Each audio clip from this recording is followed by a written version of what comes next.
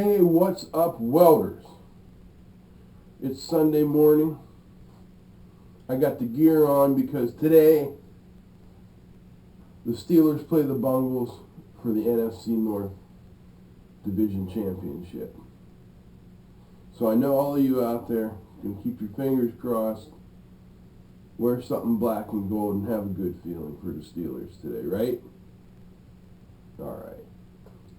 Anyway, as you've seen in my last few videos, I've been using the Eastwood TIG 200 AC/DC welder. And if you've watched video 41 and 42, that was my unboxing and initial setup of it. So I'm not going to go hash through all that, because you can just watch that stuff right there.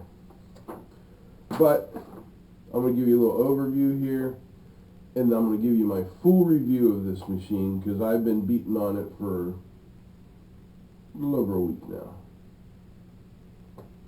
Alright, so we have amperage, output amperage range of 10 to 200 amps AC/DC. Maximum output no load voltage is 51 volts. Input voltage 120 or 220. And the way they handle that is with this really nice pigtail here. See, there's your 110 plug. And there is your NEMA 50 220 receptacle. Now, the Eastwood TIG 200 has the plug for the NEMA on it. But if you plug it into there, and you plug this into your 110 receptacle, the machine auto senses the voltage and will run you down to 110 volts. Now, the only question I have about that is, since the machine doesn't have a digital amp readout, I don't know what your maximum amps are. I'm going to try and find that answer out from our friends at Eastwood, but that might be one of their trade secrets they don't want to give out. So it has some safety information, including electric shock can kill. Kind of figured that. Arc rays can burn. Yes.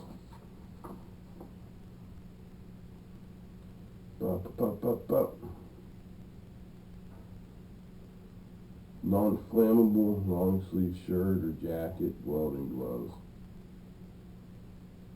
Now, they're recommending you wear a number 11 shade or darker. I've got light blue eyes, and personally I'm the most comfortable with the number 10. So you're going to have to make that adjustment for yourself. Compressed gas cylinder, they do not supply that. You're going to have to get your own cylinder. I have an S-size bottle, which provides, according to the guy at the gas supplier, 90 minutes of full-on argon supply. I tend to disbelieve that, but that's okay.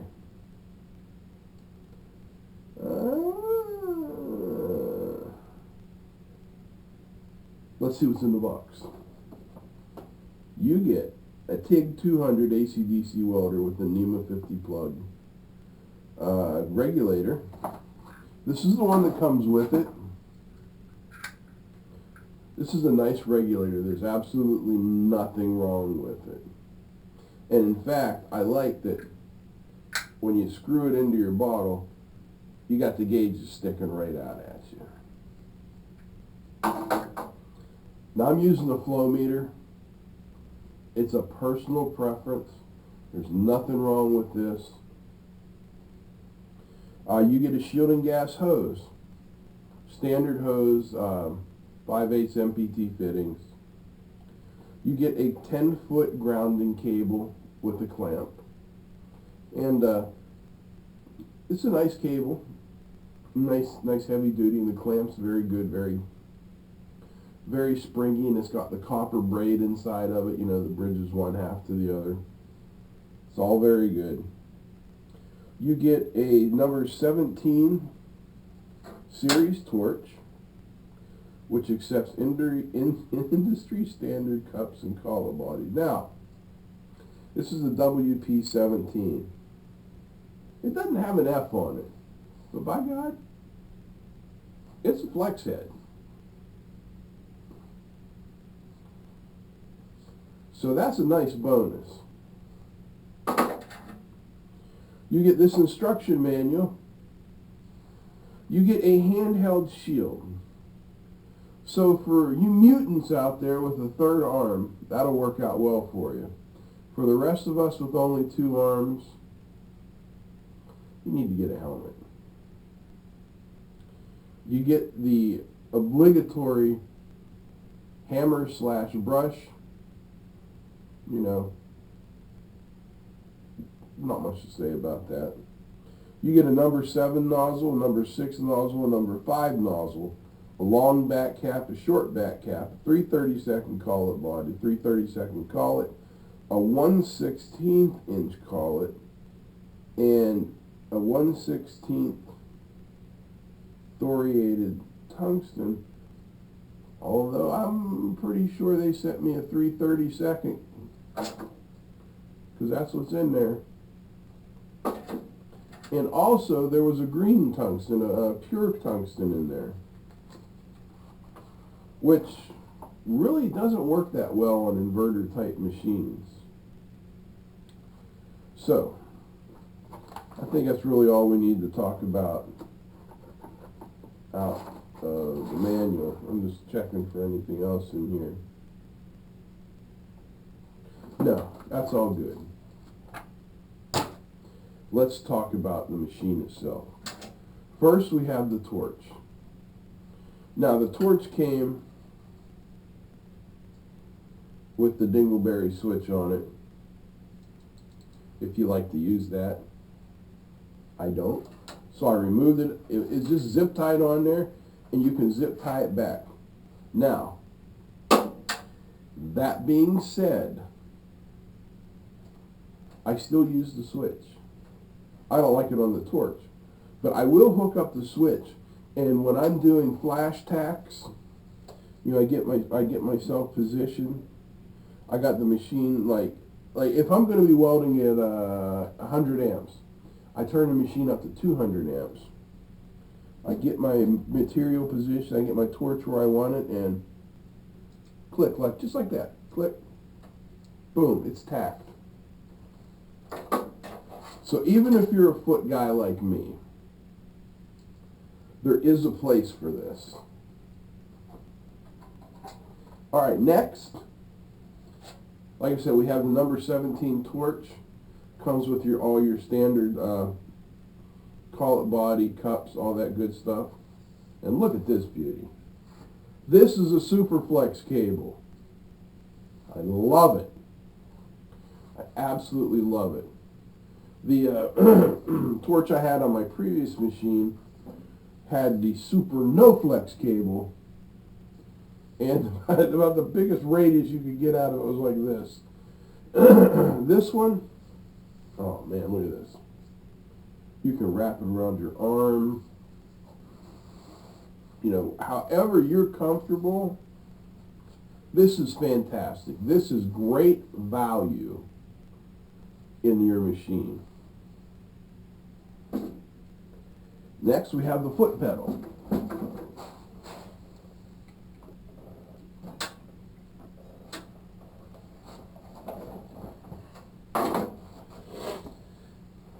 And the foot pedal is workable. It has an amperage adjustment on it, which I'm not particularly fond of. I wish I could just adjust everything on the front panel and not worry about it, but it doesn't work that way, and I'll show you that. We'll get to that. Now, to press down on this pedal, you're pretty good. But when you get to the end, it takes some serious force to floor that pedal. And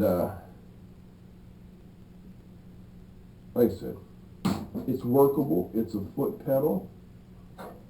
If you're going to TIG, you're definitely going to want a foot pedal, and there's one right there. But like I said, that's tight. From about 0 pedal to maybe about 70%. It's pretty easy, but that last inch, man, you got to stand on that thing. And there's nothing wrong with that. All right, let's take a closer look at the machine. All right, here we are looking at the back of the machine. And I don't know if you can see there, it has 2 separate fans. There's your power switch, and there's your argon connector, which is a standard 5/8 MPT. So there's nothing funky there. Now we come up to the top of the machine. We've got this beautiful chart that they've stuck on there for us. Now this chart is also in the manual, but boy, it's sure nice to have it here. I mean, you look at this thing and say, okay, I'm going to be welding 3/16 inch aluminum. So you come over there, you find AC, 125 to 180 amps, green, red, or purple tungsten, 3/32 tungsten diameter, 4043 filler metal, 3/32 diameter, pre-flow 0.4 seconds, post-flow 6 seconds, cup size 7/16 to ½ inch, gas flow 21, and your clearance effect at -3. Pretty slick. That's a great ad. Let's go look at the front of the machine. All right, here's the front of the machine. We'll start down here at the bottom. We have our ground clamp, or ground input. And as you can see, this is a DINS 25.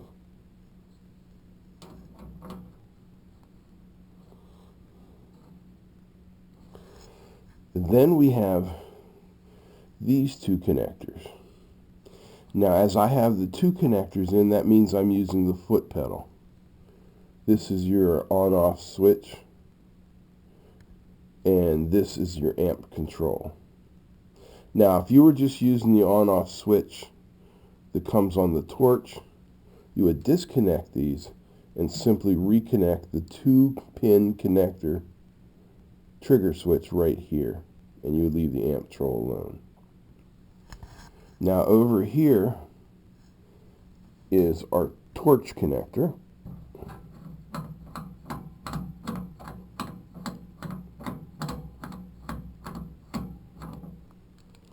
And as you can see, it's a 9/16 through connector. There's what the end of the torch line looks like. You're getting your gas and your power through the same thing. Now you could screw it on like this, no problem, but all of that brass is going to be electrically hot. So they give you this nice little plastic cover that you just slip on.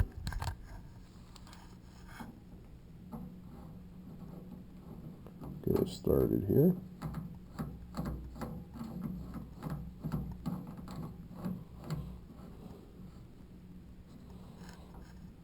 Nice and snug. And see, now you're electrically safe. So up to the top of the machine, we have 2 indicator lights here. Power comes on when you turn the machine on. Overload comes on when you exceed the duty cycle. Now this is your front panel amp control. And basically it corresponds to this switch right here. So if I switch it to front panel amp control, wherever I adjust it here is the amps I'm going to get, from 10 to 200 amps. But if I switch here to foot pedal, this control becomes ineffective. It's bypassed, and your amp control comes here and goes to the foot pedal.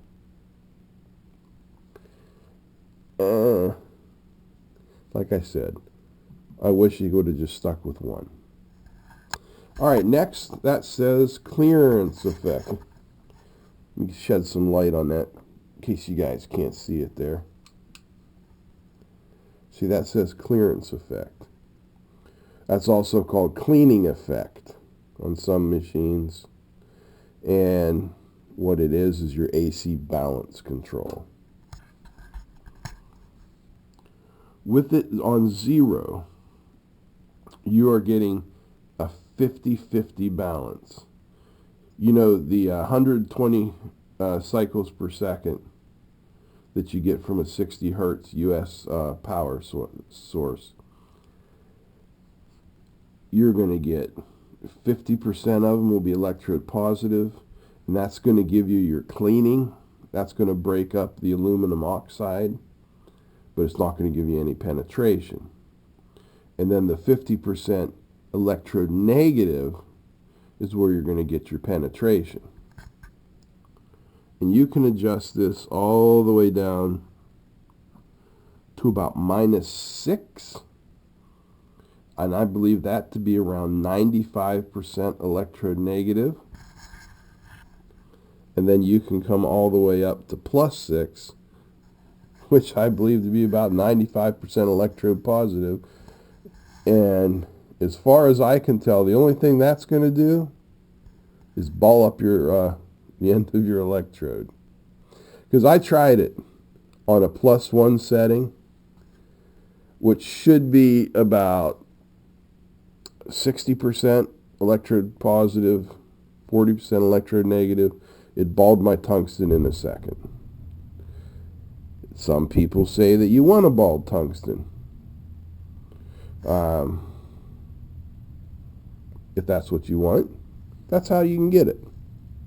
And then you can switch back over to where you want.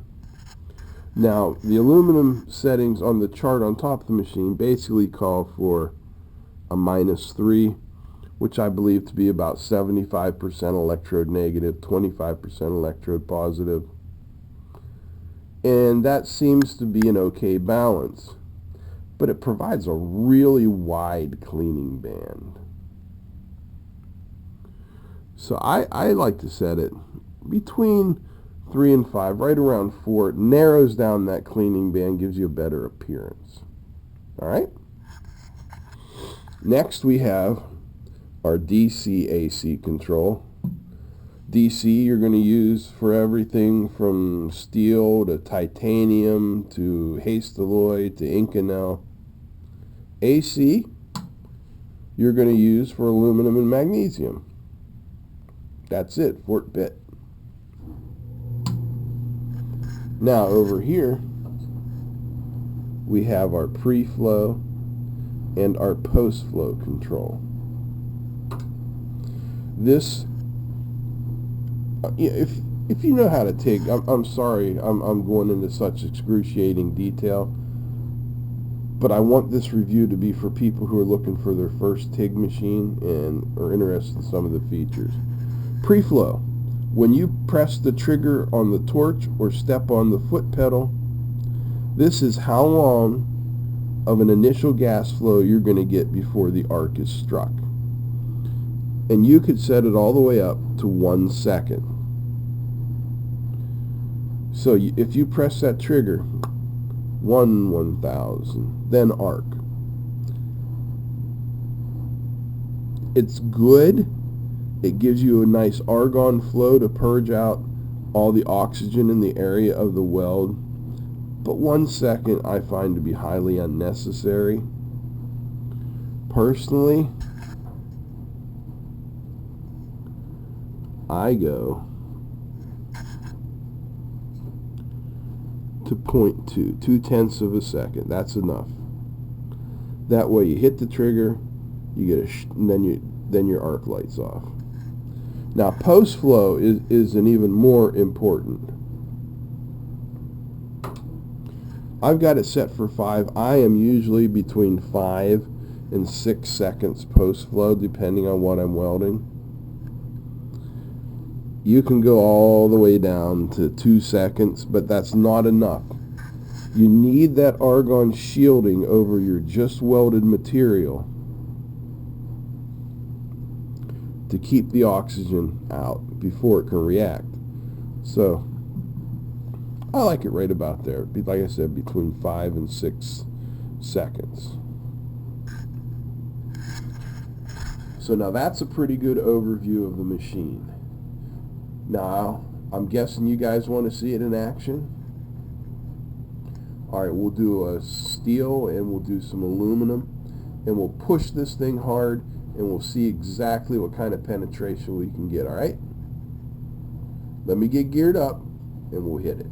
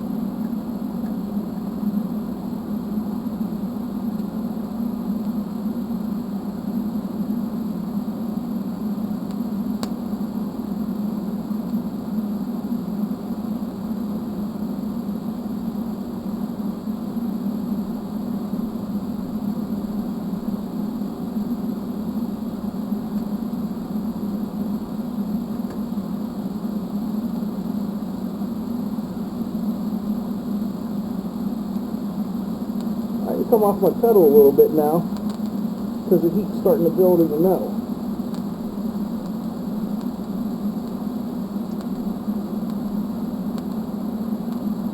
And I'm going to taper off right here. Hold the torch on there until the post flow times out.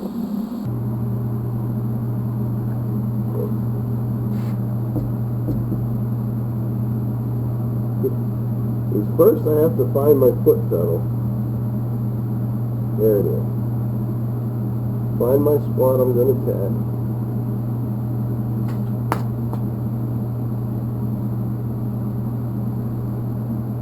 And then just hit it and let it go.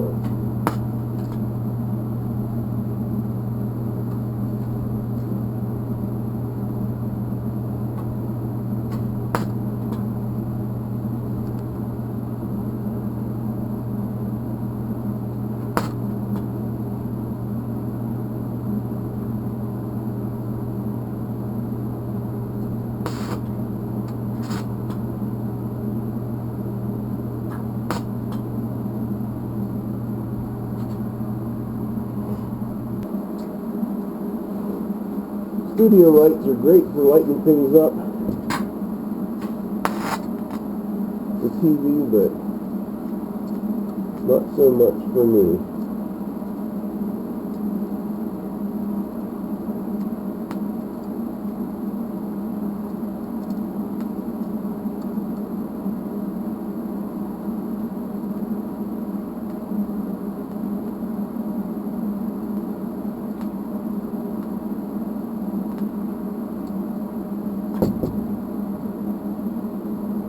Mugs. Here is our piece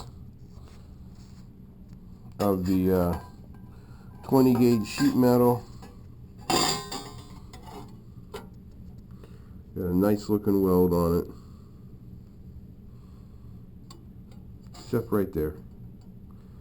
I think I had a small heart attack or stroke or something, because there seems to be a hole there, and I have no recollection of how it got there. I don't make holes in metal.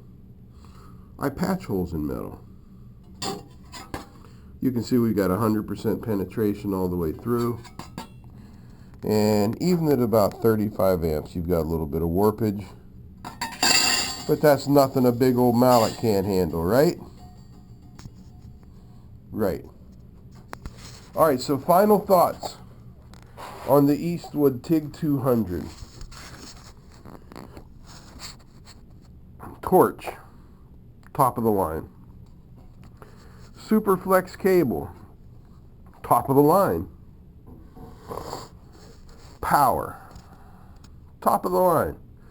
200 amps. I mean, there's not much you can't do with that. I'm sure, you know, let's see what it says for the thickest aluminum. They're recommending 3/16 aluminum at max. Well, you throw a little or helium into your argon mix, I'm guaranteeing you can go up to a 1/4 inch, not a problem. Controls. They don't get any simpler than this. Amperage, balance, pre-flow, post-flow, AC, DC, foot pedal or panel. Any pet peeves? Well, I wish there was a meter here, you know, a digital amp readout. To be honest with you, it's a toy because you can't see it while you're welding, so it really doesn't make any difference to you. Your amp control set on the foot pedal, if you're using the foot pedal. That's my other thing. I wish they would have just, instead of incorporating a second potentiometer in the foot pedal, why not just have it work off of one potentiometer so you don't have to keep picking up the foot pedal. These dual ports could have been done with one, but that's neither here nor there. DINS connector. I mean, that's industry standard. What else you want? Torch connector. The only other machine I've seen that uses a connector like this is the AHP Alpha TIG 200. And as far as I know, that's a pretty doggone good machine. So we're in good company here. Overall looks, dude, it's black. It's fantastic. Weight about 60 pounds. So while it's not exactly portable, it's luggable.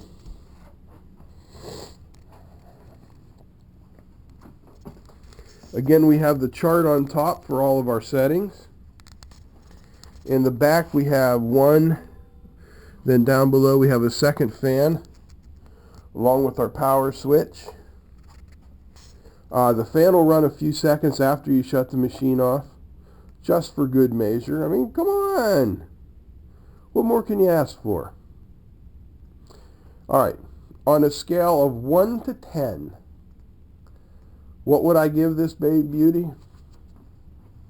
Taking into account top of the line torch, nice ground clamp, decent foot pedal, easy to use controls, plenty of power. What'd I say, 1 to 10? I have to give it a 9.5. There are a couple things I'd like to see added to it. I would like an amp meter, just so that it fits in, you know, in line with the other models in this category. And I'd like to see pulse added to it. Neither one of these are enough to turn me away from this machine. They shouldn't be enough to turn you away from this machine either. 9.5 out of 10 is a stellar rating. So with that said, thanks for watching this review of the Eastwood TIG 200 here on Adventures in Welding. We'll see you tomorrow when the Steelers will have taken the AFC North Division by beating the Bungles tonight. I'll catch you next time.